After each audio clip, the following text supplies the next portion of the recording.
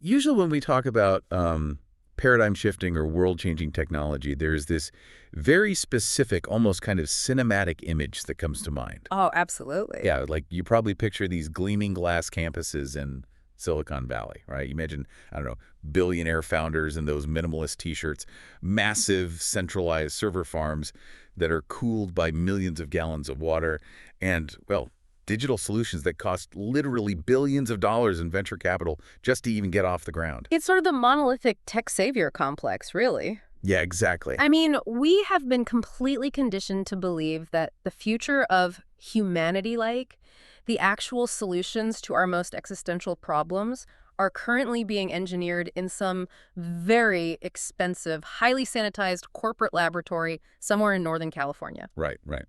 But what if the blueprint for the future isn't in a Silicon Valley boardroom at all? Which is a wild thought. It is. What if the solution to some of our most deeply rooted systemic global crises, and I mean things like rural poverty, the severe overcrowding of our urban centers, and these incredibly fragile broken food systems, what if that solution is actually sitting inside a foldable, off-grid, 300-square-foot agricultural shack in rural Malaysia? It's such a massive pivot from what we're used to. It really is. I mean, we are talking about taking literal agricultural garbage, feeding it into these hyper-localized off-grid power plants, and using artificial intelligence to build an entirely new agricultural economy that is transforming the careers of marginalized youth. It is a phenomenal juxtaposition. Yeah. And frankly, it is exactly the kind of cognitive dissonance we really need right now to fundamentally rethink how we approach, sustainable development and human capital. We are looking at a system that turns the traditional extractive model of agriculture entirely on its head. Okay, let's unpack this. Because if you're listening to this deep dive in a major Western city, say, I don't know, London or New York, you might think, well, the rural brain drain or Malaysian agricultural policy doesn't really affect me. Right. It feels far away. Exactly. But look at your grocery bill over the last 3 years. Look at the fragile global supply chains that collapsed so spectacularly recently. The model we are exploring today, an ecosystem known as Ecoladang Micro Farms, is essentially a stress test for global food security and distributed technology. That's a great way to put it. Thanks. But to really understand why this model is so revolutionary, we first have to talk about the disease it is actually designed to cure. And that disease is the structural failure of traditional farming. Right, because if you don't fully grasp the mechanics of the systemic failure, the solution just looks like, I don't know, a neat science experiment. Yeah, just some cool tech in the woods. Exactly. The disease in modern industrial agriculture is what we can accurately call the monoculture trap. The monoculture trap. Yeah. For decades, the global agricultural standard has relied on this brute force industrial model. You clear vast, unimaginable tracts of land, you literally bulldoze the native ecosystem, and you plant a single, highly commoditized crop. Right. If you are in the American Midwest, it's endless oceans of corn or soy. In Southeast Asia, it is massive plantations of oil palm. Wait, but isn't planting one crop just, basic economies of scale? Seems like it. Yeah, like you figure out how to grow one thing really well, you buy all the specialized equipment for that one specific thing, and you maximize your yield. I mean, that just sounds like standard business efficiency. Well, it is efficient on a spreadsheet in a vacuum, but in reality, it creates terrifying vulnerability. How so? Because when you plant a monoculture, you are stripping the biological resilience entirely out of the land. If a specific pest or, say, a fungal disease sweeps through, it doesn't just damage a portion of your farm. It takes out everything. It wipes out everything, yeah, because every single plant has the exact same genetic vulnerability. But even beyond the biological risk, the financial risk is just staggering. Because all your eggs are in one basket. Literally, you are entirely exposed to the whims of global commodity markets. If the global market price for palm oil or soybeans drops due to a trade war or a bumper crop in another hemisphere, your local farm is instantly underwater. So you are basically taking your entire livelihood, taking the economic health of an entire rural region, and putting it on a single number at a global roulette table. Precisely. And the inefficiency of this model is just as bad as the fragility. I mean, monoculture farms treat vast amounts of biological byproducts as costly disposal liabilities. What do you mean by that? Like trash? Yeah, think about an oil palm plantation. When the trees age out and start producing fruit, or when you have mountains of empty fruit bunches, that biomass is treated as absolute trash. Oh, right. The farmers literally have to pay money to truck it away to a landfill, or worse, they just set it on fire in open fields. Which I imagine is terrible for the environment. It's catastrophic. That open burning contributes to massive regional haze, respiratory crises for the local populations, and just massive environmental degradation. So the bedrock model of how we get our food and agricultural products is fragile, economically volatile, and heavily polluting. Yep, that's the baseline. But it's not like governments and NGOs haven't recognized this, right? We see agricultural startups and government grant-funded community farming initiatives popping up in the news all the time. Sure, constantly. But the data we are looking at notes that these grant-funded farms almost universally fail. They collapse within just a few years. Why is that? I mean, if the government is giving a rural community free money to start a farm, why doesn't it work? It comes down to a deeply ingrained, almost fatal silo mentality in how we view agriculture. A silo mentality. Yeah. When an NGO or a government agency provides a grant to start a community farm to combat poverty, they almost exclusively focus their capital and their training on the sheer act of cultivation. Meaning they just, teach them how to put seeds in the dirt. Exactly. They buy some seeds, they buy a few bags of chemical fertilizer, they hand out some basic hand tools or maybe a small tractor, and they basically tell the community, go farm, be prosperous. Right. But they completely and utterly ignore the external high-tech infrastructure required to survive as a commercial enterprise in the 21st century. Growing a tomato or a head of lettuce is maybe 10% of the battle. Right. Because if you have a massive harvest of beautiful tomatoes, but you don't have stable off-grid energy to run climate controls. Your tomatoes bake in the greenhouse. Yeah. And if you don't have reliable cold chain logistics to physically transport that harvest to an urban market before it rots. And you have a pile of compost, not a product. And if you have no administrative or legal support to handle the payroll, the taxes, and the corporate invoicing. The local authorities shut you down. Or you get squeezed out by corporate buyers who just dictate their own terms. You cannot just plop a seedling in the dirt and expect a robust, legally compliant, logistically sound supply chain to organically assemble itself around it. It takes so much more than just dirt and water. Exactly. The grant farms fail because they fund a hobby, not an enterprise infrastructure. And the human cost of this structural failure is what really anchors this entire discussion. Absolutely. Because when rural agriculture fails to provide a stable, lucrative career, we see this phenomenon called the gig economy treadmill.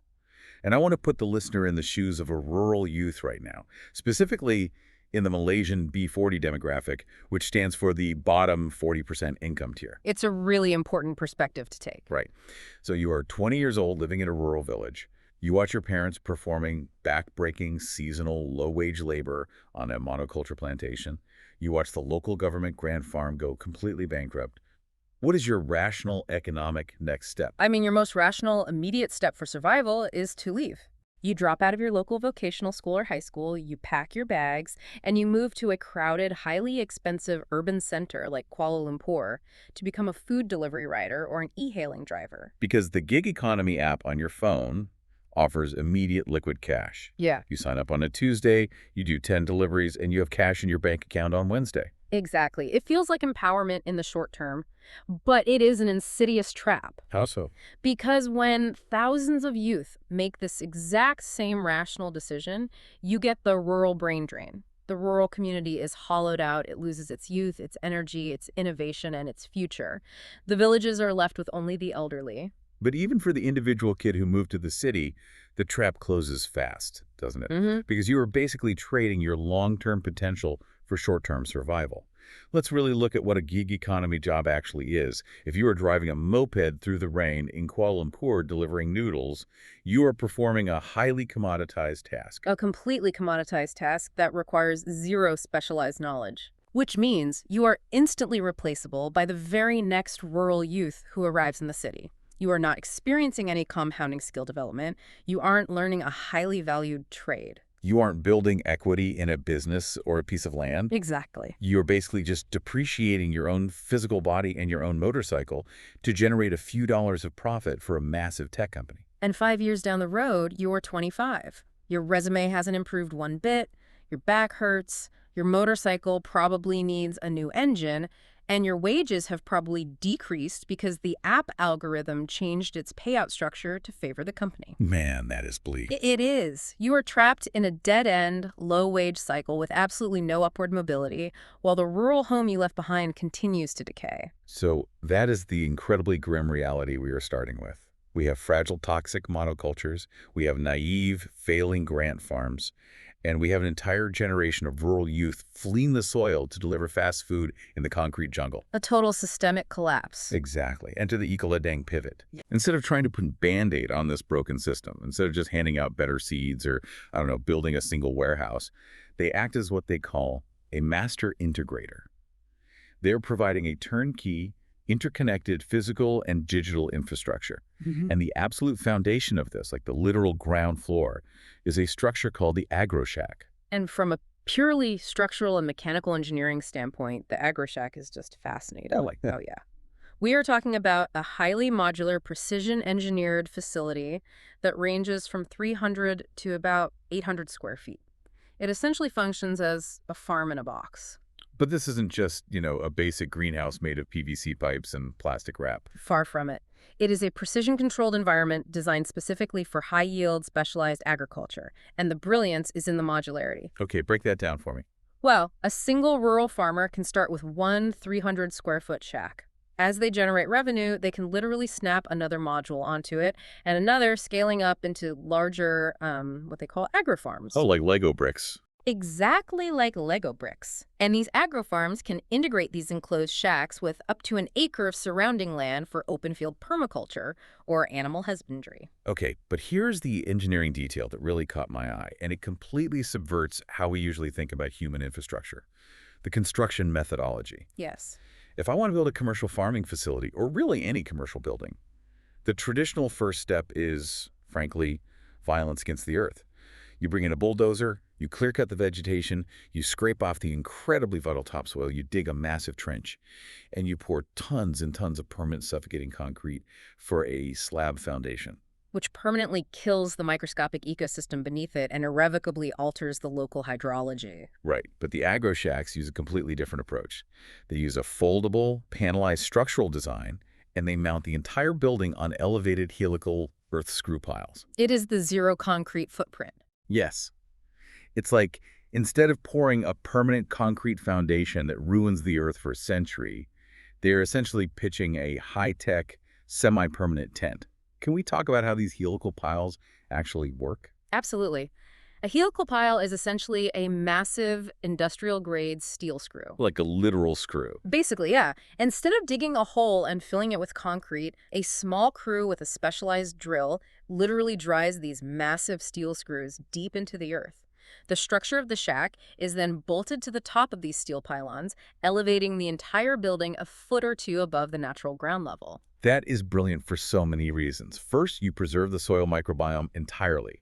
The mycorrhizal fungal networks, the earthworms, the deep root structures of the surrounding vegetation, none of it is crushed or suffocated by concrete. Exactly. And you don't disrupt the natural water runoff. Which is huge. It is, especially when torrential monsoon rains hit, which is a major factor in Malaysia. The water flows naturally right under the building instead of pooling against a concrete slab and causing localized flooding. But the real kicker is the mobility. Let's say in 5 years, the land lease expires, or, the local community decides they need to relocate the farm closer to a new transport hub. You literally bring the drill back, unbolt the panels, unscrew the metal pylons out of the earth, fold the shack up onto a flatbed truck, and drive away. Wow. The land is left exactly as you found it. There is no abandoned concrete slab left behind to blight the landscape. It is a total uncompromising preservation of the physical environment. Okay, so we have pitched our high-tech, zero-concrete tent. But an elevated modular building is just a shell. To make it a living, breathing, high-yield, closed-loop system, you have to power the climate controls, the water pumps, the sensors. Right, it needs energy. Exactly. And this is where we have to talk about power sovereignty. Because remember those massive agricultural waste liabilities we talked about earlier? The palm trunks. Yeah, the 18 oil palm trunks, the empty fronds, the bamboo waste that usually gets burned in open fields. This is where the Ecoladang ecosystem flips the script on industrial waste. They take those massive liabilities, transport them to slightly larger municipal scale nodes they call AgroParks, and feed this waste directly into highly automated industrial thermochemical conversion facilities. Hold on. Thermochemical conversion. Yeah. That sounds like a highly sanitized corporate way of saying they burn the trash. I mean, if I rake up a massive pile of dead leaves in my backyard and set it on fire, I'm not generating off-grid electricity. I'm just making a ton of smoke, annoying my neighbors, and releasing carbon. Yeah. What is the actual physical difference here? The difference is oxygen and, well, the total absence of it. Okay. What you are describing in your backyard is incineration. When you burn agricultural waste in the open air, you are introducing oxygen to the chemical reaction. This allows combustion to occur. Right, fire needs oxygen. Exactly. And combustion creates a massive rapid release of carbon dioxide directly into the atmosphere. And when the fire burns out, you are left with useless, mineral-depleted ash. So what does Ecoladang do? They do not use incineration.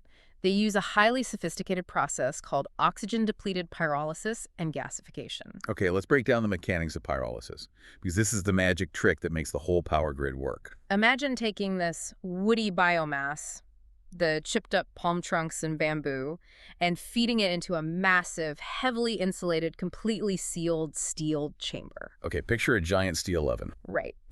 Now, you apply intense, extreme heat to the outside of that chamber, pushing the internal temperature up to maybe 600 or 800 degrees Celsius. But, and this is the critical part, you completely starve the inside of the chamber of oxygen. So because there is no oxygen, the wood literally cannot catch fire. It can't burn. Exactly. It cannot combust, Yeah. but it is still being subjected to 800 degrees of heat. That's insanely hot. So what actually happens to the wood? Well, the extreme thermal energy forces the complex hydrocarbon molecules of the biomass to violently break apart. You are fundamentally altering their chemical state. The solid waste volatilizes. And this specific process yields incredible, highly valuable outputs. The primary immediate output is syngas, or synthesis gas. What exactly is syngas? I've heard the term, but I'm not sure what it is. It is a combustible gas mixture, primarily composed of hydrogen, carbon monoxide, and a little methane. As the solid wood breaks down in the oxygen-starved chamber, it off-gasses this vapor. Okay. Ecoladang captures this syngas, pipes it through a scrubber to clean it, and immediately feeds it into specialized on-site internal combustion generators. So they're running a power plant on the gas released by baking wood. Essentially, yes. How much power are we actually talking about here? I mean, is it enough to charge a phone or? We are talking about generating between 2 and 4 megawatts of continuous off-grid electrical and thermal power. 4 megawatts. That is not just keeping a few light bulbs on. Not at all. That is industrial scale power. That is enough to completely power an entire ecosystem of AgroShacks, run the water pumps, run the deep freeze cold chain storage, Right. and power the edge data centers, all without ever connecting to a fragile municipal power grid.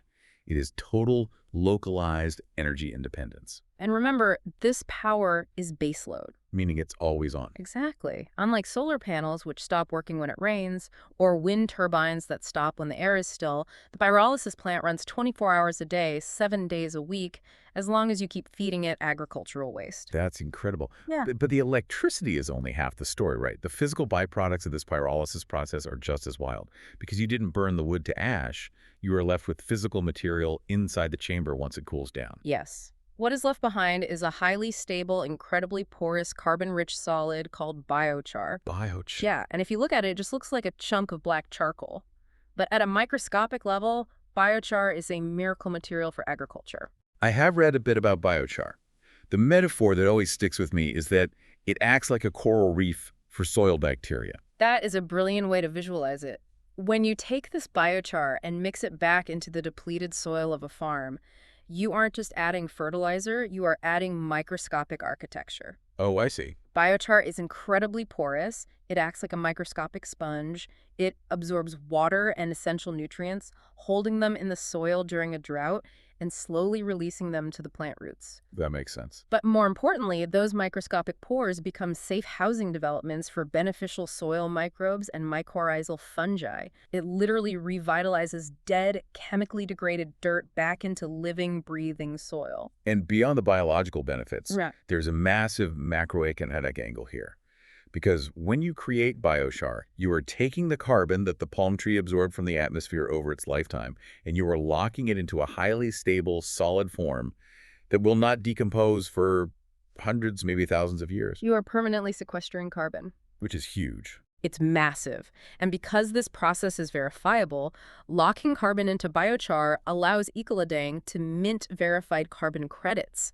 They can then sell these credits on global compliance markets to multinational corporations looking to offset their emissions. And there are liquid byproducts too, right? Like Yeah. from the gas cooling. Yes. As the gases cool, you can condense out high-value liquids like wood vinegar, which has massive applications as a highly potent organic pest control and fungicide. So let's just pause and look at what we've done here. You take a pile of agricultural waste that a farmer used to have to pay money to throw away. Right. You put it in an oxygen-starved oven. And out the other side comes 4 megawatts of free electricity, a miracle soil amendment that revitalizes the earth, liquid organic pesticide, and verified carbon credits that you can sell to Wall Street. Pretty amazing. It completely flips the economic model of farming. Waste is no longer a line-item expense for disposal. Waste is the literal fuel for your entire revenue engine. It is the ultimate alchemy, and it provides the foundation for the next phase of the ecosystem. Okay, so we've got our elevated zero-concrete shacks. We've got 4 megawatts of off-grid power, essentially for free. But electricity doesn't feed people. You can't eat Singus. How are they converting that raw energy into actual calories? How are they growing food? This is where we look at the circular food loop. And the biological orchestration here is just as sophisticated as the thermochemical engineering. Oh, really? Oh, yeah. They don't just use the power to grow a single crop. They orchestrate an interconnected biological web across these shacks. It is a masterclass in controlled trophic cascades. A trophic cascade, meaning the energy flows from one biological level to the next with nothing wasted. Walk me through the steps of this biological engine. Where does it actually start? It starts with mycology. Mushrooms. Exactly. Inside these precision-controlled AgroShacks, powered by the continuous biomass energy, they cultivate high-margin gourmet mushrooms. We are talking about varieties like shiitake, gray oyster, and lion's mane. Now, I know from trying and failing to grow mushrooms at home that they are incredibly finicky. They are notoriously difficult at commercial scale. They require highly precise, fluctuating levels of humidity, temperature, and fresh air exchange.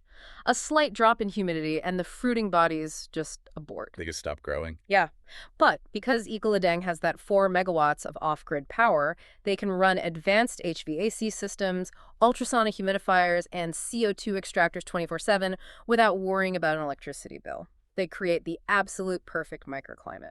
So you harvest the lion's mane, you sell it to high-end restaurants for a premium price. Mm. But eventually, the sawdust log that the mushroom is growing on runs out of nutrients, right? Yes, the mycelium exhausts the food supply and the log stops producing. And in a normal commercial farm, that spent mushroom substrate is just waste to be thrown away. Exactly. But in the Ecoladang loop, that spent substrate is the beginning of the next phase. They take that exhausted mushroom waste, mix it with local organic food waste from the community, and move it to the entomology phase. Entomology. Bugs. Bugs. They feed it to a very specific insect, the black soldier fly larva, or BSFL. Okay. Why the black soldier fly larva? Why not just compost it normally in a pile? Because black soldier fly larvae are nature's absolute ultimate bioconverters. They're ravenous. They can consume organic waste at a staggering rate, reducing the volume of the waste by up to 80% in just a couple of weeks. 80%? Yeah, but more importantly, look at their feed conversion ratio. If you want to grow a cow to produce protein, you have to feed it immense amounts of water and grain for years.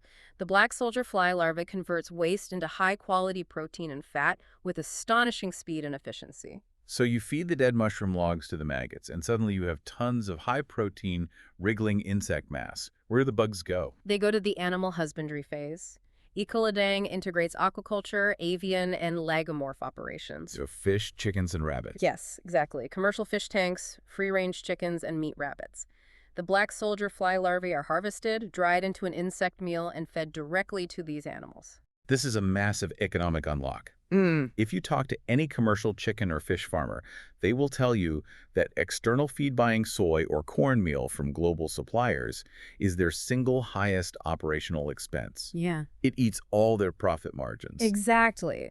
By generating their own high-protein feed internally from their own waste, Ecoladang essentially eliminates the primary cost center of animal farming. That's genius. But the loop still isn't closed, because what happens when you have hundreds of chickens and thousands of fish? They produce a lot of waste, manure and ammonia-rich wastewater. Right, and in a traditional farm, nutrient runoff from animal waste pollutes local rivers and causes massive algae blooms. Which is a huge environmental problem. Exactly. But in this ecosystem, that nutrient-dense wastewater from the fish tanks and the processed manure from the chickens and rabbits are collected, run through a natural biofilter, and pumped directly into the horticulture phase. Hydroponic. Yes. This organically derived liquid gold fertilizes premium, fast-growing hydroponic crops, things like specialized lettuces, herbs, and leafy greens.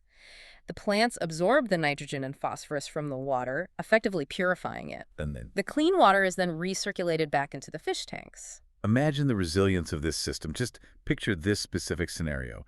It's 100 degrees outside, there's a brutal regional drought, and a cyber attack just took down the municipal power grid for the entire province. Okay, worst case scenario. Yeah. A traditional monoculture farm is dead in the water. But inside the AgroShack, the AI has perfectly maintained a cool 65-degree microclimate powered by the syngus generated from last week's palm frond trash. The mushrooms are fruiting, the larvae are eating the dead logs, the chickens are eating the larvae, the lettuce is drinking the chicken water, and the biochar is holding whatever moisture is left in the soil. It's beautiful, isn't it? It's a completely interconnected biological perpetual motion machine. Every single organism's trash is the next organism's zero-cost treasure. And this is exactly why the monoculture model is utterly obsolete in this paradigm. You aren't relying on a single crop to survive. You have a diversified, stacked revenue streams, off-grid electricity, carbon credits, high-end gourmet mushrooms, protein-rich fish, poultry, and premium hydroponic vegetables.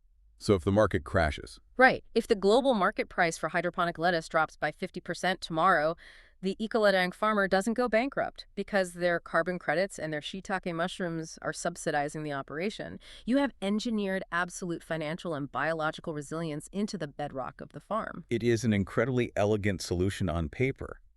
But, as I'm listening to you detail this multi-species trophic cascade, my brain immediately goes to the sheer logistical nightmare of actually running it. For sure. It's complex. Think about it. You are running a thermochemical pyrolysis reactor that requires precise pressure monitoring. You are managing delicate fungal microclimates. You are balancing the pH and ammonia levels of thousands of gallons of aquaculture water. A single human farmer, or even a whole team of farmers, walking around with a clipboard and a thermometer is inevitably going to miss something. It's physically impossible to track it all manually. Right. They are going to miss a drop in water pressure or a spike in humidity, and this entire delicate interconnected web will just collapse in on itself in a matter of hours. You are entirely correct. The human brain cannot actively monitor and adjust that many dynamic variables simultaneously. You cannot rely on human guesswork. You need a digital brain managing this. A digital brain. You need an orchestrator capable of ingesting and processing millions of telemetry data points per second. Which brings us to the digital nervous system of Ecoladang, the SAIN, the Sovereign Agro-Intelligence Node. The SAIN is the absolute linchpin of this entire operation. We're not talking about a farmer walking around with a basic iPad app. Right, no Bluetooth thermometers here. No, the SAIN is a physically secured, weatherproofed, on-premise edge computing data center cluster. Imagine a ruggedized, highly robust, enterprise-grade server rack sitting right there in the middle of the rural jungle, physically adjacent to the AgroShacks, powered directly by that local biomass pyrolysis energy we just talked about. Now, when I first read about this, I had a very basic question. We live in the era of cloud computing. We do. Why go through the immense hassle and expense of building a localized edge data center in a rural village? Why not just hook the farm sensors up to a Starlink dish or a 5G connection, stream the data to a massive AWS or Google Cloud server in California, let their giant AIs crunch the numbers, and send the commands back to the farm? 2 words: latency and reliability. Okay. If you are operating life support systems for sensitive biological assets in a rural environment, relying on a continuous, uninterrupted connection to the global internet is a catastrophic point of failure. Because rural internet goes down all the time. Exactly. Imagine a sudden tropical heat wave hits, and the temperature inside a mushroom shack starts spiking rapidly. The local sensors detect the heat, but they have to send that data packet over a rural telecom network to a cloud server halfway across the world. Right. The cloud AI processes it and sends a command back to open the ventilation louvers and trigger the ultrasonic misting system. But what if a backhoe cuts a fiber optic cable in the nearest city? Oh, man. What if a solar flare disrupts the satellite internet? If that connection drops for even 20 minutes during a critical temperature spike, your entire high-margin mushroom crop dies. So by running the intelligence locally, on the edge, you eliminate the internet as a single point of failure. Precisely. The SAIN runs localized large language models, LLMs, and predictive machine learning algorithms completely offline. Completely offline. It processes dynamic sensor feeds, automates the complex climate controls, manages the physical security cameras on the perimeter, and provides real-time operational analytics directly to the local farmers with zero latency. It is an autonomous, self-contained intelligence entirely independent of the global web. Okay, that makes perfect operational sense. But here is where the business model takes a massive, unexpected turn. Ecoladang has built these incredibly powerful, off-grid, highly secure edge data centers to run the farms. But managing the climate of a few greenhouses, even complex ones, doesn't require 100% of an enterprise server's computing power 24/7. Not even close. They have a massive amount of excess compute sitting idle. And compute is the most valuable commodity on the planet right now. So Ecoladang executes a brilliant monetization strategy. They partition these SAIN server clusters to act as dedicated private clouds for corporate customers. They call this sovereign data farming. The economics of this are wild. According to the internal data, they offer different tiers for corporations to lease this edge AI computing. A standard tier is 100,000 Malaysian ringgit a year. But then they have a top-tier ESG sponsorship for 5 million ringgit a year. 5 million. Yeah. At that top tier, a major multinational corporation is basically subsidizing the physical development of the local agropark. In return, they get verified environmental, social, and governance or ESG impacts to market to their shareholders. They get to tell their investors, our IT budget is directly funding zero-waste agriculture and rural job creation. It is an unparalleled CSR corporate social responsibility narrative. Right, but I have to push back here because as someone who follows the tech sector, this sounds slightly insane. Why would a major global bank or a cutting-edge biotech firm or a multinational tech company want their sensitive proprietary internal data hosted on a server rack sitting in a shack in the Malaysian jungle? It sounds counterintuitive, I know. Yeah, why not just use an ultra-secure data center in Singapore or Silicon Valley? It comes down to absolute data sovereignty and isolation. In the modern corporate IT landscape, relying on public cloud infrastructure, those giant centralized data centers operated by the big tech monopolies exposes a corporation to massive systemic vulnerabilities. Because you are essentially renting an apartment in a massive digital skyscraper. You are sharing hardware space with thousands of other companies. Exactly. And that means you are vulnerable to a cascading failure. If a widespread cloud outage hits that specific provider, your systems go down. If state-sponsored hackers launch a coordinated cyber attack on that centralized hub, you are caught in the crossfire. You are vulnerable to data scraping by public AI training bots. So what does the SAIN offer that the big tech companies can't? Physical and network isolation. By leasing a partitioned SAIN cluster, Ecoladang provides a highly secure, completely offline extension of that corporation's internal IT systems.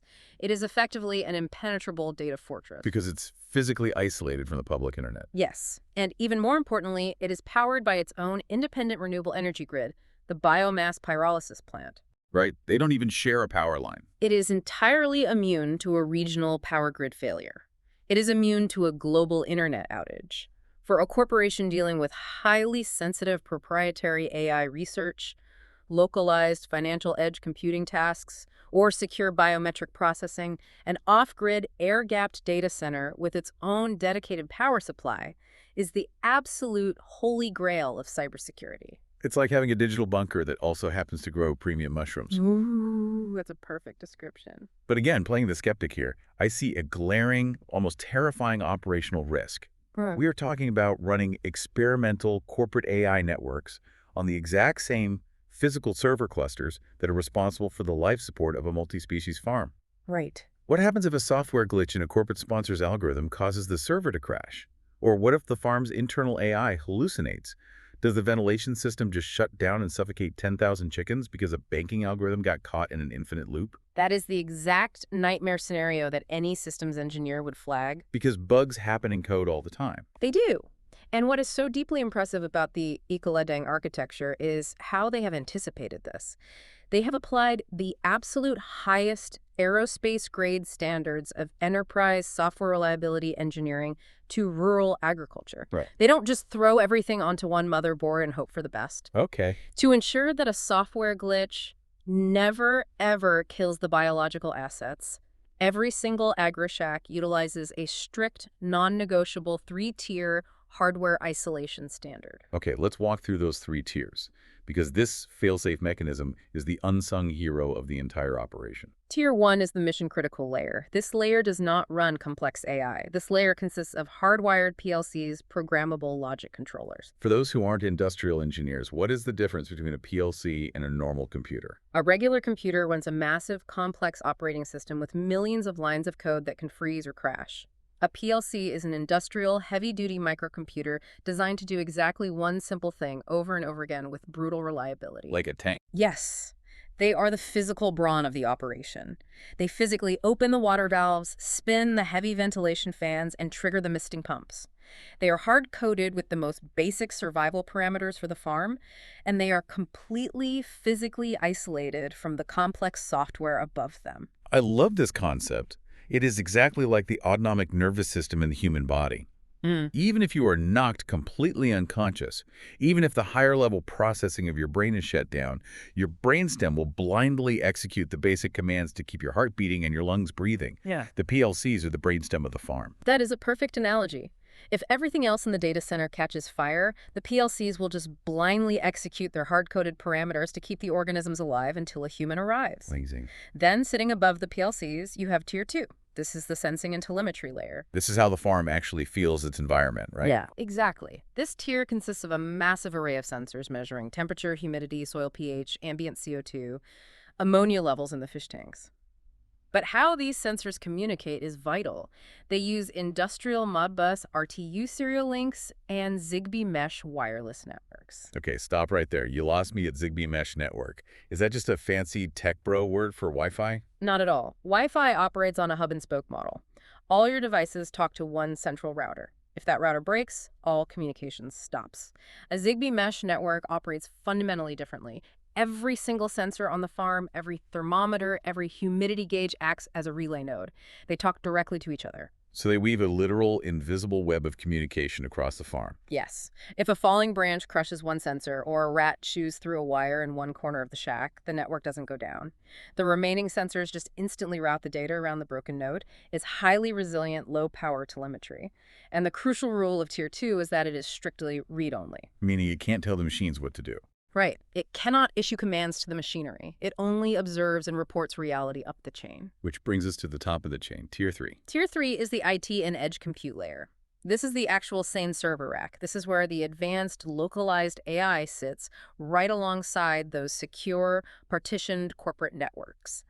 The AI on Tier 3 digests all the complex telemetry data streaming up from Tier 2, analyzes it, predicts weather patterns, and sends high-level optimization requests down to the PLCs on Tier 1. Notice you said requests, not commands. Exactly.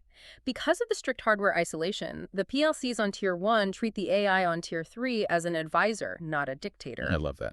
If a corporate AI algorithm on Tier 3 goes haywire, gets caught in a loop, and starts screaming at the PLCs to heat the mushroom shack to 200 degrees, the hard-coded PLCs will simply reject the request because it violates their basic survival parameters. That is incredible. Yeah. The separation of church and state between complex digital intelligence and dumb, reliable hardware life support.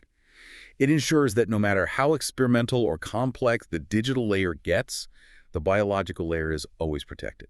And this convergence of incredibly dense technology, the biomass pyrolysis power plants, the sovereign edge computing data centers, the multi-species biological trophic webs, brings us to the absolute core of why we are discussing this today. Because we have to talk about the humans. Exactly, because up until this moment, we have just been talking about machines and biology. We have to ask the ultimate question.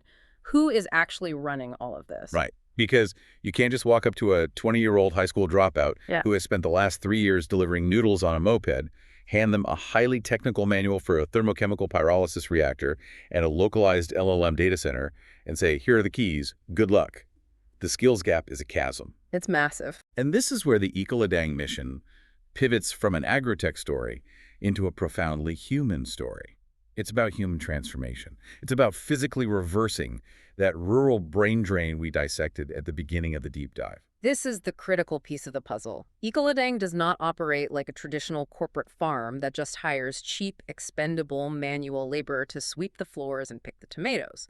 They have structured every single AgroPark to function simultaneously as an active, high-level technical vocational training academy, or TVET. And they aren't just handing out unaccredited internal company certificates either. They have secured serious institutional academic partnerships. Real degrees. Yeah, the data highlights a specific collaboration with a premier, top-tier university located in Sunway, Kuala Lumpur. Ecoladang and the university are offering formal, dual-study agrotechnician semi-degree programs directly on the farm. We really need to look at the syllabus for these apprenticeships because it entirely shatters every preconceived historical notion of what farm work is. It's not just a pitchfork and overalls. Not at all. These apprentices, these local B40 youth who might otherwise be trapped in the gig economy, are not just learning how to shovel compost or pick weeds. They are learning advanced, applied bioscience. But far more importantly, they are combining that biological knowledge with hardcore, hands-on engineering. The skill stack is unbelievable. I mean, they are learning EV electric vehicle maintenance because they have to physically service and repair the electric transport fleet that moves the produce.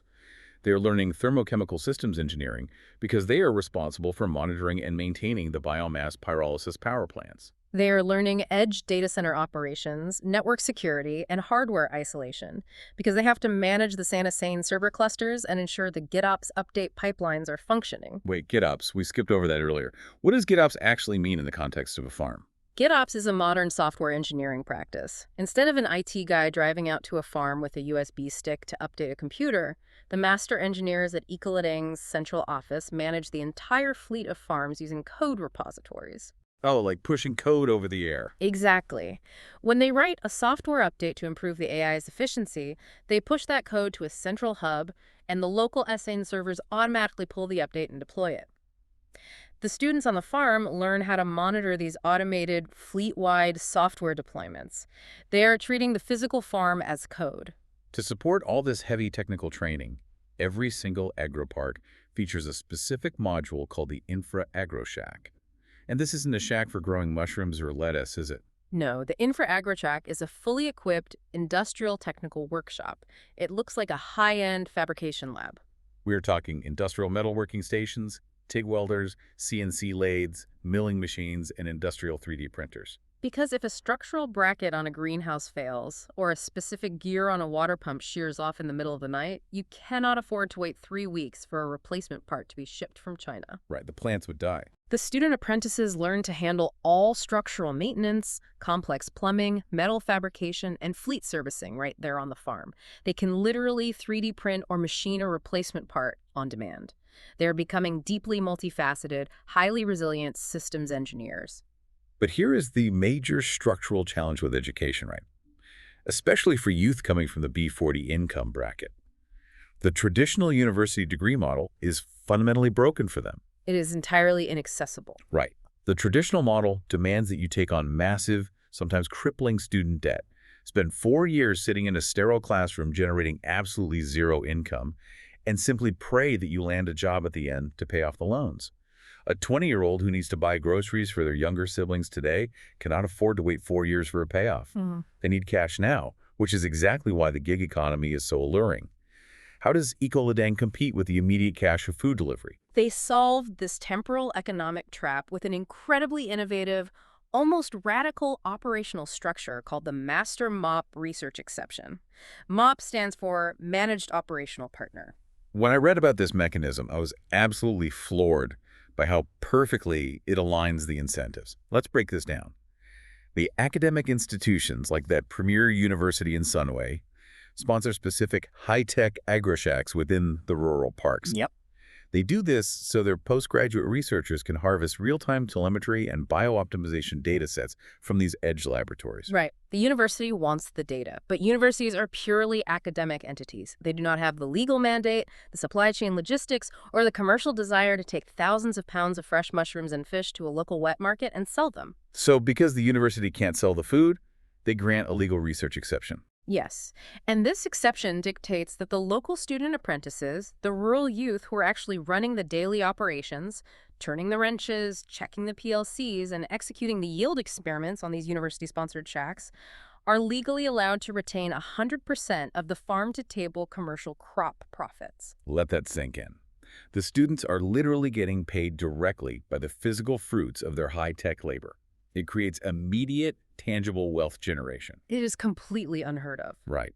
A student wakes up, checks the GitOps dashboard, calibrates a Zigbee sensor, monitors the pyrolysis reactor, and then physically harvests 100 pounds of premium shiitake mushrooms. They sell those mushrooms to a local restaurant, and they keep the profit. They're earning a highly lucrative immediate income from selling high-yield crops while simultaneously earning a formal, accredited technical degree in agrotech engineering. It is the complete antithesis of crippling student debt. You are being actively paid to learn, and you are building a deeply valuable, highly technical skill set that makes you utterly indispensable to the future green economy. It is a beautiful system. But let's step back and be brutally realistic for a second. Let's imagine you are that 19-year-old apprentice. You are suddenly running a complex, multi-species commercial farming operation. You are generating significant revenue. You are selling to local restaurants and corporate buyers. The sheer administrative and legal burden of running a commercial business is crushing. It is a lot for anyone. Yeah. You have to handle weekly payroll, you have to manage statutory tax compliance, you have to generate legal invoices. A brilliant agrotech student who knows how to rebuild a water pump is not necessarily a brilliant corporate accountant. And if you saddle that 19-year-old with corporate accounting, they will fail. The red tape alone will drown them. Exactly. How do they keep these rural youths from drowning in paperwork? Or worse, running afoul of the national tax authorities and getting shut down? This is where the master integrator model shines again. Ecoladang acts as the ultimate friction reducer. They deploy a proprietary, pre-configured enterprise management platform called the UOP, the Juris Operasi Pintar. The UOP Legal Shield. Exactly. The UOP operates as a secure software layer directly on the local SAIN network. It is entirely automated. As the student farmer goes about their day, the UOP automatically handles the local cash books, updates real-time inventory management, and enforces verified standard operating procedures. But the absolute most crucial part of the UOP is how it handles national statutory compliance. Right, because Malaysia, like many countries right now, is rolling out strict, mandatory e-invoicing regulations. Yes, the LHDN e-invoicing mandates. Just to clarify for our global listeners who might not know Malaysian tax law, LHDN e-invoicing means highly rigorous, real-time national tax reporting. Every time you make a sale, you have to instantly generate a digitally verified invoice that pings the government tax server. That's a huge shift. It is a massive global trend in tax collection, and it is exactly the kind of bureaucratic red tape that traditionally forces a small, independent farmer to hire a full-time, expensive accountant, or forces them to sell out to a massive corporate conglomerate that can handle the paperwork. But the Ecoladang apprentice doesn't have to hire an accountant. Because the UOP incorporates native API gateways software bridges that automate real-time compliance with these national tax mandates entirely invisibly. Right. When the student sells a batch of mushrooms, the UOP system instantly generates the correct e-invoice, encrypts it, sends it to the LHDN government servers, pays the appropriate tax, and logs the receipt all in milliseconds. So the central corporate office of Ecoladang, with their teams of lawyers and accountants, is actively managing and updating all these statutory systems behind the scenes. The system completely insulates the rural youth from all administrative and legal liabilities. Precisely. They can focus 100% of their mental and physical energy on cultivation, engineering, and learning without ever worrying about an audit. It removes the structural friction that traditionally destroys small businesses, and they apply this exact same friction-reducing, decentralizing logic to the physical logistics and supply chain as well. Right, because you can grow the best mushrooms in the world, and you can generate a perfectly legal tax invoice, but you still have to physically move that perishable product from a rural jungle path to an urban cold chain hub before it spoils. The logistics hurdle. Yeah. We talked earlier about how the urban gig economy apps were draining youth to the cities to drive delivery scooters. Hmm? Ecoladang tackles this head-on by essentially building a hyper-localized, decentralized alternative right inside the rural community. They call it the Eco Runner system. Tell me how the Eco Runner works. It is a decentralized peer-to-peer logistics network specifically designed for the agricultural first mile. It is entirely tracked and coordinated by the local SAIN AI. Instead of a local kid packing up and moving to Kuala Lumpur to deliver coffee for a massive tech conglomerate, they sign up on the Eco Runner platform in their own village. Oh, that's smart. Yeah. The SAIN pings their phone when a harvest is ready. They might use an electric cargo bike to drive a harvest of fresh lion's mane mushrooms from an unpaved plantation path down to a regional, climate-controlled dispatch hub. It sounds similar to a standard gig app, but what makes this profoundly different, what fundamentally alters the economics for the local driver, is the payment technology. Let's look at traditional corporate farming logistics. If you are an independent driver or a small farmer, and you deliver a shipment of produce to a massive corporate supermarket chain, you don't get handed cash at the loading dock. Never. You submit a paper invoice, and then you wait 30, 60, or even 90 days for the corporate billing department to process your payment on net 90 terms. And that kind of delayed cash flow is lethal. A rural worker cannot afford to buy fuel today and wait 3 months to be paid for the trip. It is a mechanism of financial oppression. So Ecoladang circumvents the traditional banking delays entirely. They utilize automated smart contracts running on the Stellar blockchain to handle immediate settlement. Now, I want to be extremely clear here, because when people hear the word blockchain, they immediately think of volatile crypto tokens, speculation, and massive energy waste. The technical details are very explicit about this. This implementation has absolutely nothing to do with speculative cryptocurrency trading. None whatsoever. The Stellar network is being used purely as an internal enterprise utility ledger. It is an immutable, transparent, highly efficient digital ledger used strictly for B2B business-to-business operational accounting. So how does a rural driver with no tech background actually interact with this blockchain? It is completely seamless to the user. When an eco-runner arrives at the cold chain hub and delivers the shipment, the receiving manager scans a QR code on the shipment. That scan creates a cryptographic handshake. The moment the delivery is verified on the network, the smart contract executes automatically. Wow. It instantly releases the fiat payment actual Malaysian ringgit, not a crypto token, and routes it through an API directly into the driver's local traditional bank account. It happens in seconds. It completely bypasses the archaic 30 to 90-day corporate billing delays. You do the work, you verify the delivery, you have cash in your bank account before you even drive home. It restores financial velocity and dignity to the rural worker. Okay, if we zoom out and connect all these seemingly disparate pieces into the bigger picture. Looking at the rigorous TVET academies, the Master MO profit-sharing model that eliminates student debt, the UOP Legal Shield that handles national tax compliance, and the Eco-Runner Instant Blockchain Settlement. This ecosystem is doing something profound. It really is. It doesn't just teach subsistence farming. It acts as a factory that manufactures highly adaptable agrotech systems engineers. It takes youths entirely out of the precarious, physically exploitative urban gig economy. It stops them from ever having to leave their ancestral homes. Yes. It places them into prestigious, highly skilled, lucrative careers in the green economy, directly within their own rural communities. It is the total structural reversal of the brain drain. It is empirical proof that you do not have to flee to the congested city to find the future. You can build the future in your own backyard. And the physical and digital infrastructure provided by this master integrator model empowers you to do it without taking on impossible, ruinous financial risk. It is a stunningly comprehensive, deeply hopeful vision of what infrastructure can be. We have explored an immense amount of complex mechanics today.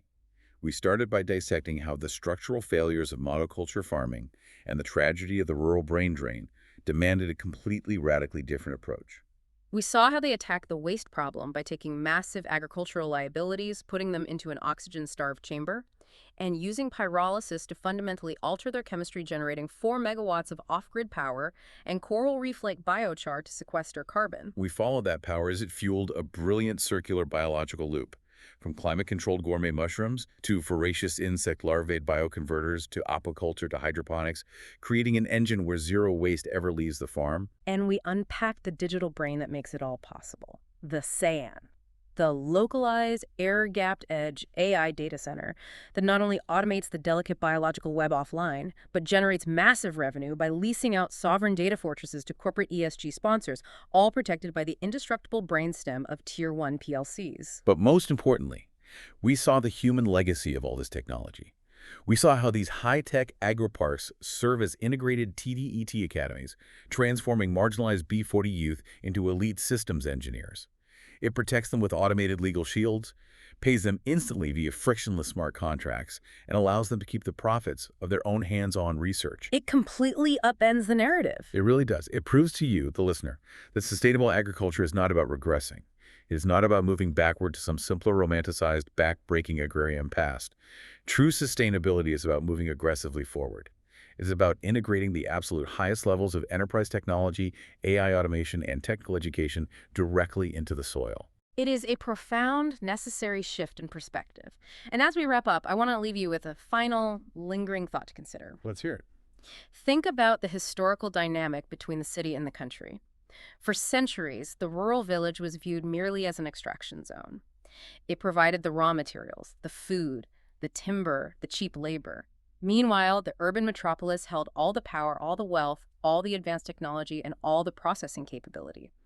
But if rural microfarms can now become completely independent off-grid power plants, and if they can house hypersecure edge AI data centers that process the data of multinational banks, we have to fundamentally rethink the geography of global power. What happens to the dominance of the traditional urban metropolis when the rural village suddenly holds all the food, all the renewable energy, and all the secure data processing? Are we just looking at a clever, localized agricultural project in Malaysia? Or are we actually looking at the master blueprint for the decentralized city of the future? That is an incredibly fascinating thought to mull over. The center of gravity might just be shifting back to the soil, but this time, it's bringing the enterprise servers and the high-tech careers with it. Thank you so much for joining us on this deep dive today. Keep questioning the archaic systems around you, keep looking for those unexpected, paradigm-shifting solutions, and we will see you next time.